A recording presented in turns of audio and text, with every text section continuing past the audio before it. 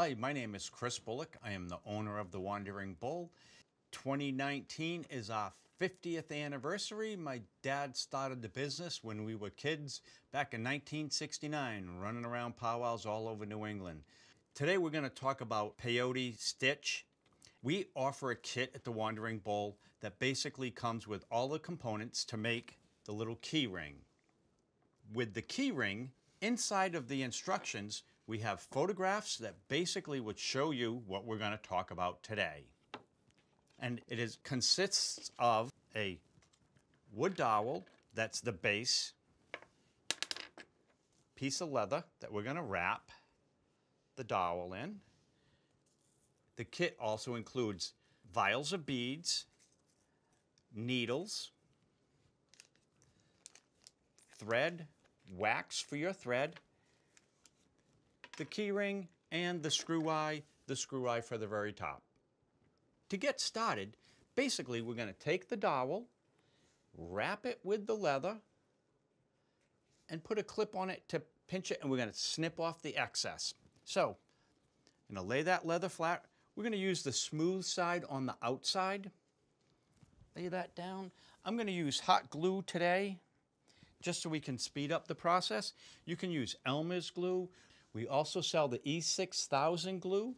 Just takes a little longer to dry. The Elmer's glue also takes a couple of hours to dry, so we couldn't do this project right away.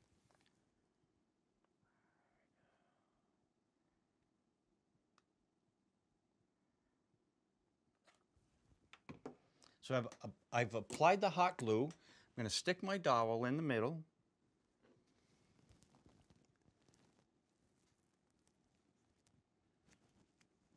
Move that glue around so I get good coverage. I'm going to apply a little more glue on the top so I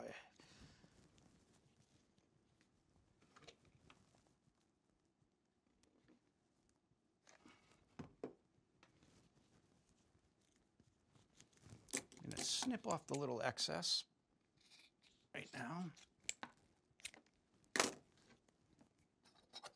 And if you have a clamp, you can clamp it. Not necessary. That keeps it nice and tight. So while that dries, I'm basically going to get my needle.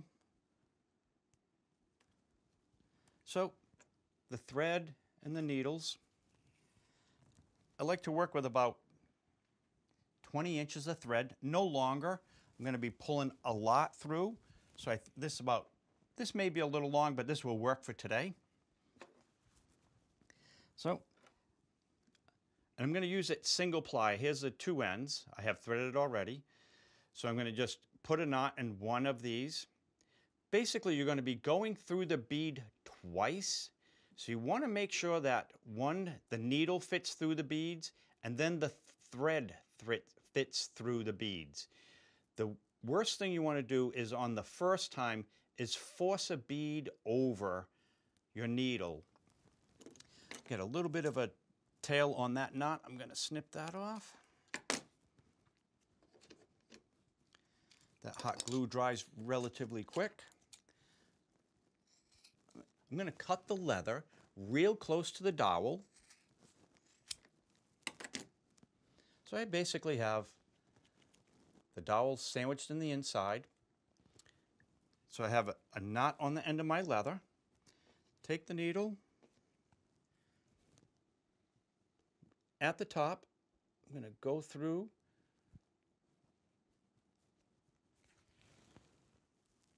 So there's my tail. I'm going to cut that off right now.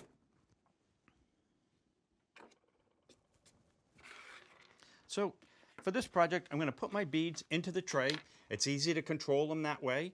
I'm going to start, we'll follow this same pattern pretty much, so you can see how it's done. So I'm going to open the tube of red.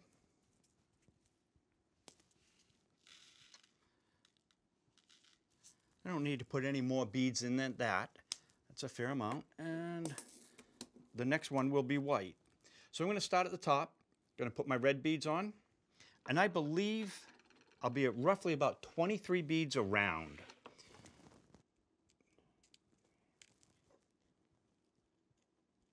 counted 23 beads on my needle. Let's see if I was correct.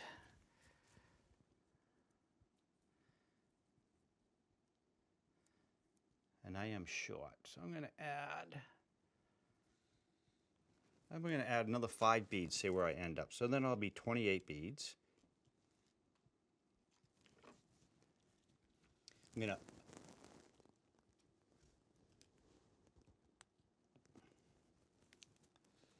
you see that the beads do now come together. So I'm going to put my needle into the very first bead that I put on. Just through the one bead. And that will be the first bead that I applied. Okay, so I have 31 beads. I basically went into the first bead that I put on the thread. So now I'm going to put one red bead on at a time. So now I went back into number 1. I'm going to skip number 2, and I'm going to go into the third bead that I put on. So I'm going to pull that needle.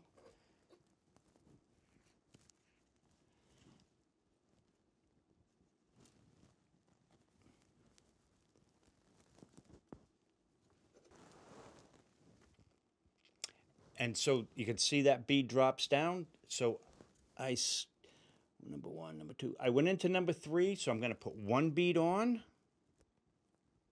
I'm going to skip number 4, and I'm going to go into bead number 5.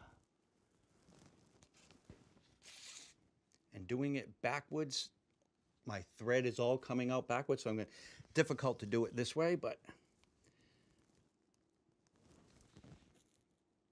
so now you can see how that's developing, where I've applied 2 beads. So now, once again, I'm going to skip that next bead and go into the previous. We're only going to go into one bead at a time and work my way around.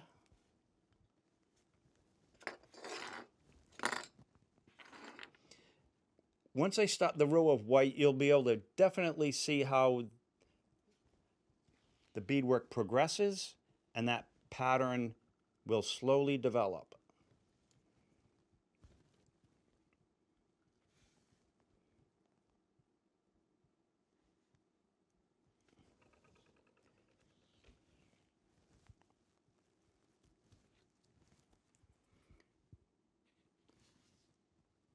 I'm going to move here to speed this up a bit. And when I get to that white bead, I'll show you that. And you want to apply a fair amount of pressure to the thread. You want to pull it tight, keep that work nice and tight.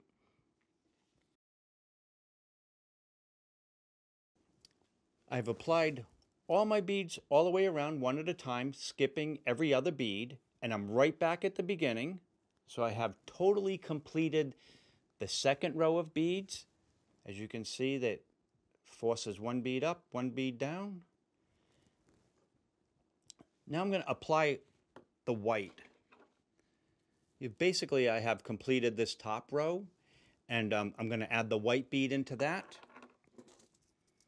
And once again, I'm not going to put a lot of beads in my tray because I'm not going to use that many around. I'll probably be 15 or 16 white beads. If I pile them all in the tray, then I knock the tray over, then my beads are all over the floor. Not that I've ever done that ever before. I'm just speaking from other people's bad experiences. So now I'm going to apply a white bead.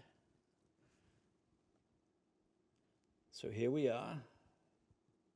So this is basically the third row. And you can see how that bead lays in place. I've put 31 beads the first row.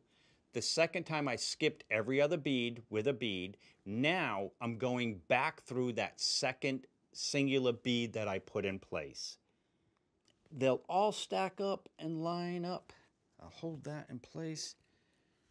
And you can kind of see how that pattern is developing. They're keychains, variety of pieces on dance clothes get peyote stitched. Baskets, the California women would weave a basket and then bead the whole basket, one bead at a time. Great baskets, they're highly collectible today. So here's my thread, and this tail is almost to that point. So what I want to do is just give myself a little more room, and I want to apply some beeswax to it. I hold the wax in my hand and pull the needle through it, pull the thread through it. I'm going to do it twice. And that basically allows the thread to slide easier through the beads, and you'll get less knots in your thread if you wax it. It's a good idea. I always wax my thread when I'm doing beadwork. And I'll continue right around. I'll finish applying the white beads.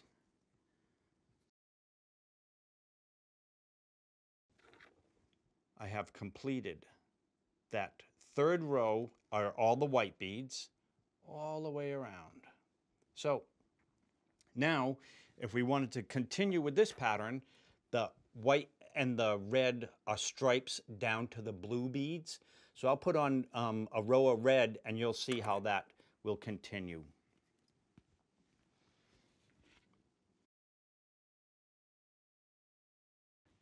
The women that were beading the baskets, turn of the century, they're working in the dark.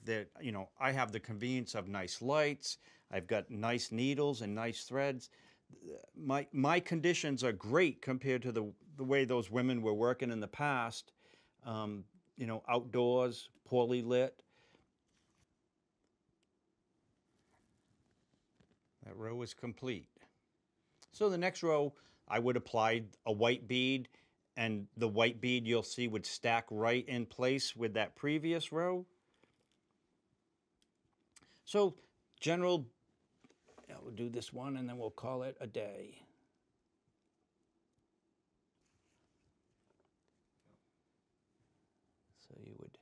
So I would just continue the white. So I'd put, this one has 3 white beads and looks like 3 red beads. So I would be a couple more rows, and then I'd be into the solid row of blue. Let's imagine ran out of thread halfway through. So now I want to continue. So I have threaded a new needle. I'm going to take the needle end, I'm going to tie these guys in a good knot.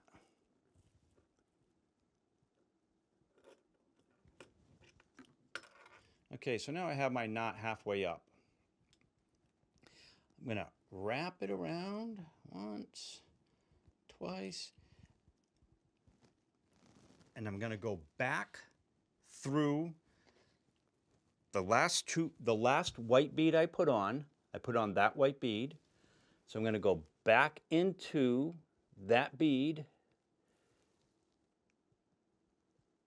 I'm going to put another bead and pull that guy tight. I'm going to bead right over that knot and that thread. To end it, if you wish to make it into the keychain, I have the screw eye. I'm going to apply a hole at the end of the dowel with the awl.